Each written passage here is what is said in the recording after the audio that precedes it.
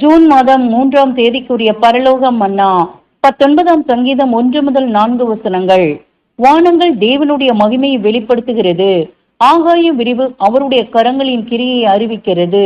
பகலுக்கு பகல் வார்த்தைகளை பொழிகிறது. இரவுக்கு இரவு அறிவை தெரிவிக்கிறது. அவைகளுக்கு பேச்சும் இல்லை, வார்த்தையும் இல்லை. அவைகளின் சத்தம் கேட்கப்படுவதும் இல்லை. வசனங்களுக்குரிய விளக்கம். பகலிலும் இரவிலும் வானத்தில் மிக நேர்த்தியாக காட்சியளிக்கும் வான நட்சத்திரங்கள் இருதயங்களில் சிருஷ்டிகரை புகழ்ந்து கொண்டாடும்படியாக தூண்டி நம் வாயினால் பரிசுத்தத்துடன் அவரை அறிக்கை பண்ணும்படி செய்கிறது. மிகுந்த கீழ்ப்படிதலுடன் தேவ கட்டளைகளுக்கு அடங்கி அமைதலுடன் வானத்திலிருந்து தங்கள் ஒளியை பிரதிபலித்து வருவது நமக்கு ஒரு முழுமையான பாடத்தை கற்பிப்பதாக இருக்கிறது. இவை ஆர்வத்துடன் அமைதலாக சகலத்தையும் உண்டாக்கினவரின் சித்தத்திற்கு கீழ்ப்படிந்து இயங்குவதன் மூலம் அவர் மகிமையை வெளிப்படுத்தி வருகிறது.